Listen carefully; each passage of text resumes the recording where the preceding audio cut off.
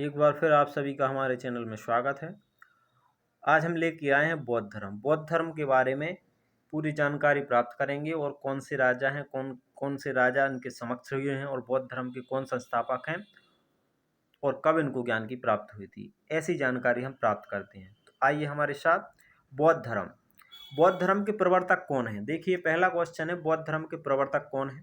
तो इनका नाम है गौतम बुद्ध। कौन है? गौतम बुद्ध हैं। और इनका जन्म कब हुआ था? तो याद रखना 563 ईसा पूर्व इनका जन्म हुआ था। ठीक है, गौतम बुद्ध का। ठीक है, अगली अगर बात करते हैं कि इनका जन्म स्थान कहाँ पर है, तो याद रखना कि लुम्बिनी नेपाल में। वर्तमान में कहाँ पर है? नेपाल में, और लुम्बिनी में इनका जन्म हुआ था।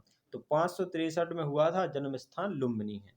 फिर इनकी मृत्यु कब हुई थी? इनकी मृत्यु हुई थी 483 ईसा पूर्व में। इनकी मृत्यु कब हुई थी? 483 ईसा पूर्व में हुई थी।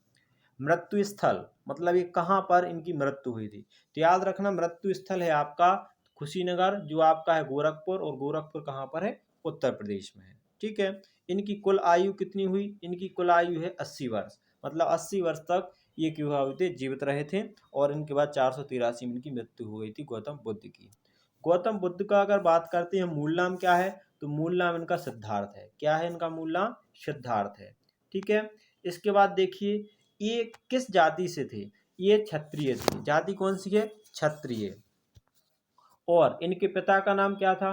गौतम बुद्ध के पिता का नाम है शुद्धोधन। पिता का क्या नाम था? शुद्धोधन। और इनकी माता का नाम है महामाया, या इनका बोला जाता है महादेवी। ठीक है, महादेवी भी कहा जाता है, और महामाया इनका नाम है। अगला देखिए, पालक। मतलब कि जब इनकी माता की बचपन ही मृत्यु हो गई थी इनकी माता की, जब गौतम बुद्ध छोटे से थे, तो इनका पालन पोषण किसने किया है? इनका पालन पोषण महा प्रजापति गौतमी, जो इनकी मौसी थी, इन्होंने क्या किया है? इनका पालन किया है। ठीक है। अब फिर ये बड़े हो गए, तो इनकी शादी किससे हुई थी? इनकी पत्नी का नाम है यशोधरा। गौतम बुद्ध की पत्नी का नाम क्या है? यशोधरा। अगला क्वेश्चन देखिए, इनके पुत्र का नाम है राहुल। इनके पुत्र का क्या नाम है? राहुल। और इनका एक भाई था, जो गौतम बुद्ध के भाई का नाम है देवदत्त। ठीक है। एक इनका घोड़ा था, घोड़े का नाम था कत्थक। तो गौतम बुद्ध के घोड़े का क्या नाम है? कत्थक। फिर इनने क्या हुआ था, जब समाधि ली हुई थी, तो इनकी समाधि कितने दिन के लिए हुई थी? तो याद रखना 48 दिन की इनने क्या करी थी? समाधि ली हुई थी। ठीक है। अब इसके बाद देखिए, बहुत इंपॉर्टेंट क्वेश्चन है, बार बार पूछा जाता है कि गौतम बुद्ध का जन्म और ज्ञान की प्राप्ति और मृत्यु किस समय हुई थी? तो याद रखना बैसाखी की पूर्णिमा के दिन।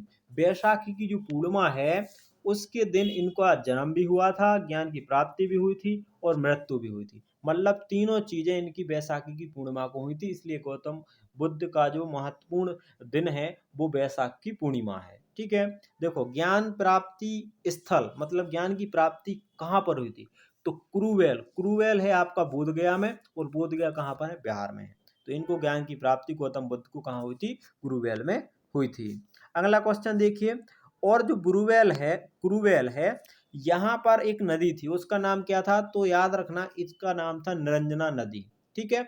12 वर्षों की कठिन तपस्या में इनको निरंजन नदी के किनारे और बट वृक्ष के नीचे, जो बरगद का पेड़ है, उसके नीचे इनको ज्ञान की प्राप्ति हुई थी गौतम बुद्ध को। याद रखना। ठीक है, कहाँ हुई थी? कुरुवेल, बोधगया, बिहार में। अगला है, गौतम बुद्ध के गुरु कौन है? गौतम बुद्ध के दो गुरु थे। एक है आलार कलाम, और दूसरे यहाँ आपके रुद्र राम पुत्र। ये दो नाम है, याद रखना। गौतम बुद्ध के गुरु आलार कलाम, और आपके हैं रुद्र कराम। ठीक है। अगला देखिए, गौतम बुद्ध ने अष्टक मार्ग दिए हैं। गौतम बुद्ध ने क्या दिए हैं? अष्टक मार्ग दिए हैं। अष्टक मार्ग की अगर हम बात करते हैं, एक एक समझ लीजिए कौन कौन से हैं। ठीक है। तो पहला अष्टक मार्ग है सम्यक दृष्टि। सम्यक दृष्टि जो है आपका पहला हो जाएगा। ठीक है। कहने का मतलब जो है कि अंधविश्वास और भ्रम से मुक्त। ये आपका इसका अर्थ ये है, इन्होंने ये कहा है कि आप अंधविश्वास से और भ्रम से मुक्त हो जाएं। ठीक है। तो ये आपका हो जाएगा सम्यक दृष्टि। अगला है सम्यक संकल्प। सम्यक संकल्प में इनने क्या कहा है कि उच्च और बुद्धिमान युक्ति, मतलब आप उच्च हो और बुद्धिमान युक्ति हो। ठीक है। सम्यक बचपन, नम्र और सत्यनिष्ठा हो। इसका मतलब ये है कि आपका जो वचन है ठीक है, नम्र होना चाहिए और सत्य और निष्ठा होना चाहिए, मतलब सत्य बोलो और निष्ठित रहो, सही बोलो। सम्यक कर्म की अगर बात करते हैं तो इसका अर्थ ये होता है कि जो पवित्र हो और शांतिपूर्ण हो। तो पवित्र हो और शांतिपूर्ण हो वो सम्यक कर्म के अंतर्गत आता है, ऐसा गौतम बुद्ध ने कहा है। अब इसके बाद देखिए अगला सम्यक अजीत। सम्यक अजीत में क्या है कि किसी भी प्राणी को आप क्या ना करें, नुकसान ना पहुंचाएं, ठीक है, नुकसान ना करें, तो ये आपका सम्यक अजीत में अंतर्गत आता है। फिर आपका है सम्यक व्यायाम। सम्यक व्यायाम का अर्थ गौतम बुद्ध ने बताया है कि यह आत्म प्रशिक्षण हेतु आवश्यक है, ठीक है। फिर इसके आपका आता है सम्यक स्मृति। सम्यक स्मृति की बात करें तो सक्रिय और सचेत मन होना चाहिए, ये सम्यक स्थिति के अंतर्गत रखा गया है। सम्यक समाधि जीवन की यथार्थता का गहन, तो ऐसा ये कहा है इनने सम्यक समाप्ति। तो इस तरह से गौतम बुद्ध ने ये अष्टक नियम दिए हैं, ठीक है। तो अष्टक आप लोगों को पता चल गए होंगे कौन कौन से हैं। देखिए सम्यक दृष्टि, सम्यक संकल्प, सम्यक वचन, सम्यक कर्म, सम्यक अजीत और सम्यक व्यायाम और सम्यक स्मृति और सम्यक समाधि। इसके बाद अगला है गौतम बुद्ध ने दुखों के संबंध में 4 आर्य सत्य का उपदेश दिया है, ठीक है। वो आपके 4 कौन कौन से हैं? देखिए पहला है आपका दुख, ठीक है, और एक आपका है दुख समुदाय, फिर आपका रहेगा तीसरा दुख निरोध, ठीक है, और आपका जो रहेगा चौथा तो दुख से मुक्त। ऐसे इनने क्या किए हैं, 4 चीजों का वर्णन किया है गौतम बुद्ध ने। तो ये चीज आप लोग याद रखना, गौतम बुद्ध ने आपका दुखों के संबंध में आर्य 4 सत्य के उपदेश दिए हैं। कितने दिए हैं? 4। अब देखिए गौतम बुद्ध को ज्ञान की प्राप्ति के समय उनकी आयु कितनी थी? तो जिस समय उनको ज्ञान की प्राप्ति हुई थी उस समय गौतम बुद्ध की आयु थी 35 वर्ष। कितनी वर्ष थी? 35 वर्ष। अगला क्वेश्चन देखिए, गौतम बुद्ध का प्रथम उपदेश कौन सा है? तो इनने सबसे पहले दिए थे सारनाथ में। सारनाथ कहाँ पर है? उत्तर प्रदेश में, ठीक है। गौतम बुद्ध का प्रथम उपदेश जो कहाँ पर हुआ था? सारनाथ में हुआ था। सारनाथ वर्तमान में उत्तर प्रदेश है। और इनकी जो भाषा थी, ठीक है, बौद्धिक साहित्य की जो भाषा थी वो आपकी क्या थी? पाली थी, याद रखना पाली। और हम अगर जैन धर्म आगे पढ़ेंगे अगली वीडियो में तो उसकी याद रखना कि उसकी भाषा प्राकृतिक है, ठीक है, प्राकृतिक ये भाषा है, ठीक है। अगर आपको वीडियो अच्छी लगी हो तो लाइक शेयर और सब्सक्राइब करना बिल्कुल ना भूलें। चैनल को जरूर सब्सक्राइब कीजिए और शेयर कीजिए। अगला पॉइंट देखिए इन्हीं के बारे में। अगला है सार्वधिक उपदेश महात्मा बुद्ध ने कहाँ पर दिए हैं? तो सार्वधिक उपदेश महात्मा बुद्ध ने दिए हैं श्रावस्ती में, ठीक है। श्रावस्ती कहाँ पर है? कौशल में। इसके बाद देखिए जब महात्मा बुद्ध ने गृह त्याग किया था उस समय इनकी आयु कितनी थी? तो याद रखना कि इस समय इनकी आयु थी 29 वर्ष। मतलब जब इनने घर त्याग किया था ज्ञान की प्राप्ति के लिए उस समय इनकी आयु थी 29 वर्ष और ये 35 वर्ष की अवस्था में इनको ज्ञान की प्राप्ति हुई थी और ये टोटल 80 वर्ष जिए हुए थे। और याद रखना 563 ईस्वी उसका जन्म हुआ था और 483 ईसा पूर्व इनकी मृत्यु हो गई थी। और समाधि इनने जब ली हुई थी तो 48 दिन की इनकी समाधि थी, ठीक है। ये सारे आपको जो है पॉइंट याद रहेंगे। अगला है संबोधन। संबोधन का मतलब ये है कि गौतम बुद्ध को और किस किस नाम से जानते हैं? तो याद रखना गौतम बुद्ध को कहा जाता है तथागत। तथागत के नाम से गौतम बुद्ध जाने जाते हैं। शांक मुनि के नाम से गौतम बुद्ध जाने जाते हैं। एशिया का ज्योतिपुंज किसे कहा जाता है? गौतम बुद्ध को कहा जाता है। बहुत इंपॉर्टेंट है, 100% इंपॉर्टेंट है। एशिया का ज्योतिपुंज किसे कहती हैं? तो याद रखना कि ये कहते हैं गौतम बुद्ध को कहते हैं। अगला पॉइंट देखिए गौतम बुद्ध की जो है बौद्ध घटनाओं से जुड़े प्रतीक चिन्ह। मतलब कि प्रतीक चिन्ह का ये है कि उनने किस बारे में कौन से चिन्ह इनको दिए हुए हैं, ठीक है। तो ये देख लीजिए ये प्रतीक चिन्ह कौन कौन सा है। जैसे आपका हो जाएगा घटना, तो इनने घटना की हम बात करते हैं, घटना और चिन्ह ये दो चीजें हैं अलग अलग, ठीक है। इसके बारे में ये आपका रहेगा, ये घटनाएं हैं, ठीक है, ये घटनाएं ये चिन्ह है। इसके बाद देखिए सबसे पहले जो घटना है जन्म। अगर हम जन्म की बात करते हैं तो इनने ये कहा है कि अगर जन्म होता है तो वो कमल और आपका बैल, ये इनके चिन्ह हैं। जन्म को क्या बोलते हैं? कमल और बैल, ये इनका चिन्ह रखा गया। गृह त्याग किया, गृह त्याग का इनको चिन्ह रखा गया था घोड़ा, ठीक है। निर्वाण, निर्वाण का मतलब निर्माण हो गया, सॉरी, यहाँ पर निर्वाण है। निर्वाण मतलब कि ये क्या हुआ था, जहाँ इनको ज्ञान की प्राप्ति हुई थी वो है आपका बोध गया वृक्ष या बोधि का वृक्ष, ठीक है। अब इसके बाद देखिए अगला आपका है प्रथम उपदेश। प्रथम उपदेश का मतलब ये था कि इनने क्या दिया था, उसका नाम रखा था चक्र, ठीक है। अब है महापरिनिर्वाण, तो वो आपका क्या हो जाएगा? मृत्यु। ठीक है। अब इसके बाद देखिए अगला जो पॉइंट है, देखो महाअभिनिर्माण क्या कहलाता है, जब इनका गृह त्याग, मतलब इनने जब गृह त्याग किया था, इस घटना को बोलते थे महापरिनिर्माण। याद रखना, ये क्वेश्चन पूछा जाता है। अगला है बुद्ध के प्रिय शिष्य कौन थे, तो बुद्ध के याद रखना प्रिय शिष्य थे उपाली। कौन थे प्रिय शिष्य? उपाली। ठीक है। और उपाली और आनंद, अच्छा दो व्यक्ति थे, याद रखना, उपाली और एक आनंद। उपाली और आनंद उनके प्रिय दो शिष्य थे। ठीक है। अब इसके बाद देखिए बौद्ध धर्म अपनाने वाले प्रथम महिला कौन थी, तो बौद्ध धर्म अपनाने वाली प्रथम महिला इनकी ही मौसी थी, जो प्रजापति गौतमी थी। ठीक है। और इनको अगर हम बात करते हैं सलाह देने के लिए किसने कहा था, तो जो आपके इनके जो शिष्य थे आनंद, इनने कहा था कि महिलाएं भी बौद्ध धर्म की दीक्षा ले सकती हैं और वो इसमें जुड़ सकती हैं। तो ऐसी सलाह गौतम बुद्ध को इनके जो प्रिय शिष्य हैं आनंद ने दी थी, और बौद्ध धर्म अपनाने वाली प्रथम महिला जो थी प्रजापति गौतमी थी। ठीक है। अगला पॉइंट देखिए इनका, अगला पॉइंट है आपका त्रिपटक। अब इनने क्या किए हैं, इनने त्रिपटक दिए हैं 3। ठीक है। 3 कौन कौन से, एक आपका विनय पटक, एक सूत्र पटक, एक आपका अभिधम्म पटक। ये 3 पटक हैं और तीनों पटक के अलग अलग अर्थ हैं। देखो विनय पटक की रचना की अगर हम बात करते हैं तो विनय पटक के रचनाकार हैं उपाली। ठीक है। कौन है? उपाली। इसके बाद इसमें मठ निवासियों के अनुशासन संबंधित नियम दिए। तो ये विनय पटक इसलिए बनाया गया था कि उपाली ने क्या किया था कि जो मठ में निवास करेंगे उनका अनुशासन किस प्रकार रहेगा, वो किस अनुशासन में रहेंगे और कैसे रहेंगे। ठीक है। तो इनके बारे में जानकारी है। फिर दूसरा है आपका सूत्र पटक। सूत्र जो पटक है इनके रचनाकार हैं आनंद, जो गौतम बुद्ध के प्रिय शिष्य थे। इनके रचनाकार कौन है? आनंद। ठीक है।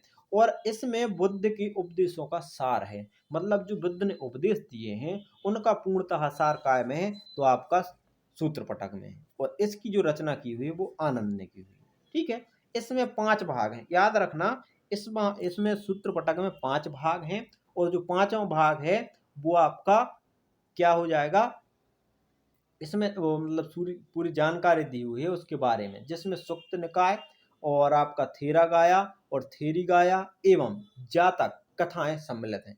मतलब कि जो इनसे संबंधित कुछ हैं, जैसे थेरा गाथा, थेरी गाथा, थेरा और थेरी और सुक्त निकाय और आपकी जो जातक कथाएं, इन सारी जानकारी कहाँ पर दी गई हुई, ये दी गई हैं आपकी सूत्र पटक में। और जातक की कथाओं की कुल संख्या की अगर हम बात करते हैं तो 549 कथाएं कितनी हैं? 549 कितनी हो जाएंगी? 549 कथाएं हैं आपकी जातक की। ठीक है। और इसमें जातक में है, जो जातक की अगर हम बात करते हैं, जातक में बुद्ध के जो पूर्व जन्मों की कथाएं वर्णित हैं। ठीक है। अब आपका लास्ट का आता है अभिधम्म पटक। अभिधम्म पटक की अगर हम बात करते हैं तो ये आपका जो एक श्रीलंका के राजा थे, ठीक है, श्रीलंका के राजा थे मोंगली पुत्र, उनने इसकी रचना की हुई। इसमें बुद्ध के उपदेशों को दार्शनिक ढंग से दर्शाया गया है। ठीक है। तो अब अभिधम्म पटक के बारे में अगर हम बात करते हैं तो ये सारी जानकारी प्राप्त है कि यहाँ पर जो आपका ये अभिधम्म पटक है ये श्रीलंका के एक राजा थे, ठीक है, योंगली पुत्र, उनने इसकी जो है रचना की हुई थी। अगला पॉइंट देखिए गौतम बुद्ध के बारे में जानकारी के। ठीक है। सबसे पहले यहाँ पर क्या है कि अब आपकी आती है बौद्ध संगीति। बौद्ध संगीति बहुत इंपॉर्टेंट है, बार बार पूछी जाती हैं और आती भी हैं। बौद्ध संगीति में सबसे पहले आप देख सकते हैं बौद्ध संगीति हुई है केवल 4। कितनी हुई हैं? 4। 4 कौन कौन सी बौद्ध संगीति, उनके बारे में हम जानकारी प्राप्त करते हैं। सबसे पहले बौद्ध संगीति आपकी हुई थी राजगृह में। ठीक है। क्या में हुआ था? राजगृह में। समय क्या था? 483 ईसा पूर्व। बीसी का मतलब है ईसा पूर्व। और इसके शासक कौन थे? तो इस समय शासक थे अजातशत्रु। कौन थे? अजातशत्रु। और प्रथम के अध्यक्ष कौन थे? अध्यक्ष का नाम है महाकश्यप। देखो पहली संगीति 483 ईसा पूर्व में हुई थी। कहाँ पर हुई थी? राजगृह में हुई थी। कब हुई थी? 483 ईसा पूर्व में हुई थी। शासक कौन थे? अजातशत्रु थे। और अध्यक्ष कौन थे? महाकश्यप थे। ठीक है। अब इस संगीति में काम क्या क्या हुआ था, किस लिए की गई थी? तो याद रखना यह बुद्ध उपदेश के संकलन के लिए और आनंद द्वारा सूत्रपटक, उपाली द्वारा लिखित विनय पटक की रचना। तो ये दो चीजें इसमें हो गई थी। आनंद ने लिखी थी जो सूत्रपटक, और उपाली के द्वारा विनय पटक की रचना कर दी गई थी पहली संगीति में। अब इसके बाद आती है दूसरी संगीति। दूसरी संगीति है वैशाली। ये हुई थी, कब हुई थी? 383 ईसा पूर्व में वैशाली संगीति हुई। और इसके जो शासक थे यहाँ पर थे कालाशोक। कौन थे? कालाशोक। ठीक है। और जो आपके कह सकते हैं अध्यक्ष थे वो थे सुकुमकामी, ठीक है, या सर्वकामी। इनका दूसरा नाम सर्वकामनी या फिर हम कहते हैं सुकुकामी। ये इनके अध्यक्ष थे। ठीक है। अब यहाँ पर कार्य क्या हुआ था? तो दूसरी संगीति में क्या हुआ था? जो आपकी दूसरी संगीति है, बौद्ध संघ दो भागों में विभाजित हो गया। मतलब कि यहाँ पर बौद्ध धर्म बट गया। अब यार दूसरी संगीति हुई, बौद्ध धर्म दो भागों में बट गया। दो भाग कौन कौन से? याद रखना, एक आपका हीनयान और एक आपका महायान। दो चीजों में, दो में विभाजित हो गया बौद्ध धर्म। ठीक है। अब इसके बाद हुई तीसरी संगीति। तीसरी जो संगीति हुई थी वो हुई थी पाटलिपुत्र में। पाटलिपुत्र की हम अगर बात करते हैं 250 ईसा पूर्व में हुई। इस समय यहाँ पर जो शासक थे वो आ गए थे अशोक। कौन आ गए थे? अशोक। ठीक है। तो अशोक आ गए थे। पाटलिपुत्र की जो संगीति थी उस समय 250 ईसा पूर्व में। और यहाँ पर अगर बात करते हैं, अध्यक्ष थे भोंगली जो है भोंगली, ठीक है, प्रजापति या भोंगली पुत्र तिस्ता, ये इनके अध्यक्ष थे। और इस समय क्या क्या कार्य हुए थे? तो कार्य याद रखना कि तीसरी संगीति में सभाओं के बाद पहली बार प्रचारक विदेश भेजे गए। ठीक है। कहाँ पर? सीरिया, श्रीलंका, सीरिया हुए, श्रीलंका हुए, यहाँ पर क्या हुए? भेज दिए गए। अब श्रीलंका की बात आई तो यहाँ पर एक क्वेश्चन आता है कि श्रीलंका बौद्ध धर्म के लिए कौन कौन गया था? तो याद रखना, अशोक के पुत्र महेंद्र, पुत्री संघमित्रा, दो लोगों को अशोक ने श्रीलंका भेजा था बौद्ध धर्म की प्रचार करने के लिए। ठीक है। और पहले की अगर हम बात करें तो विदेश में भेजे गया था सीरिया। तो सीरिया भी व्यक्ति गए हुए थे, ठीक है, प्रचार के लिए। अब आपकी आती है चौथी संगीति। चौथी संगीति कौन है? कुंडलवन, 1000 ईस्वी में। अब यहाँ पर भी ईसा पूर्व से कहाँ आ गए थे? ईस्वी में आ गए थे। जो आपका कुंडलवन का संगीति हुई थी। तो कुंडलवन की संगीति कब हुई थी? 100 ईस्वी में, ईस्वी में हुई थी, कुंडलवन में हुई थी। और इस समय शासक कौन था? कनिष्क। मतलब यहाँ पर कनिष्क का राज हो गया था। ठीक है। और इसके जो हैं अध्यक्ष वसुमित्र या अश्वघोष, इन दो लोगों को अध्यक्ष बनाया गया था। ठीक है। अब इसमें विशेष क्या हुआ था? तो याद रखना, कुंडलवन में विशेष ये हुआ था कि इस सभा के बाद बौद्ध धर्म स्पष्ट रूप से दो संप्रदायों में बट गया। ठीक है। स्पष्ट रूप से बिल्कुल बटा ही गया। कौन कौन से? एक आपका हीनयान, एक आपका महायान। ठीक है। अब हीनयान और महायान जब बट गया तो इनकी भाषा देखो। हीनयान की भाषा थी पाली। याद रखना, हीनयान की भाषा क्या थी? पाली। और महायान की भाषा थी संस्कृत। ठीक है। इसके बाद देखिए, इस सभा के बाद युद्ध धर्म ग्रंथों की भाषा संस्कृत हो गई। ठीक है। और इसके बाद आपके आते हैं कुछ और इम्पोर्टेंट जो राजा संरक्षक में रहे बौद्ध धर्म के। ठीक है। अब बौद्ध धर्म के संरक्षण में कौन कौन से राजा हुए? नाम सुन लीजिए आप लोग। अजातशत्रु है, ठीक है, अशोक है, कनिष्क है, सम्राट हर्षवर्धन है, ठीक है, राजा मिनेंडर है, यह ग्रीक राजा था, ये बौद्ध धर्म से संबंधित है। ठीक है। बंगाल के पाल शासक थे, ये बौद्ध धर्म की वज्रयान शाखा के संरक्षक थे। यह शाखा तांत्रिक विचारधारा से प्रचलित है। मतलब ये लोग तांत्रिक मांत्रिक होते थे। ठीक है। विचारधारा से संबंधित है, जो बंगाल के पाल शासक थे। ठीक। और एक चीज और है कि बौद्ध धर्म के त्रिरत्न, त्रिरत्न की हम बात करते हैं तो सबसे पहला है बौद्ध, ठीक है, जो संबोधि करता है ज्ञान के लिए। एक आपका धम्म है जो सिद्धांत बताता है। एक आपका संघ है जो संस्थाएं बताता है। ठीक है। और बौद्ध धर्म की सफलता का कारण था बौद्ध संघ की स्थापना, और पतन का कारण क्या था? बौद्ध संघ विभेद। मतलब कि बौद्ध धर्म का पतन का प्रमुख कारण था कि बौद्ध संघ में विभेद हो गया था, बौद्ध धर्म बट गया था। और सफलता का कारण ये था कि बौद्ध धर्म की संघ की स्थापना कर दी गई थी। ठीक है। ये बौद्ध धर्म के बारे में जानकारी थी। ये बहुत ही इंपॉर्टेंट जानकारी थी। आप लोगों को अगर वीडियो अच्छी लगी हो तो लाइक और शेयर और सब्सक्राइब करना बिल्कुल ना भूलें। और कमेंट करके ज़रूर बताइए कि वीडियो कैसी बनी है और आपको वीडियो कैसी लगी। ठीक है। तो चैनल को सब्सक्राइब जरूर कर लीजिए और बेल आइकन को जरूर दबा लीजिए।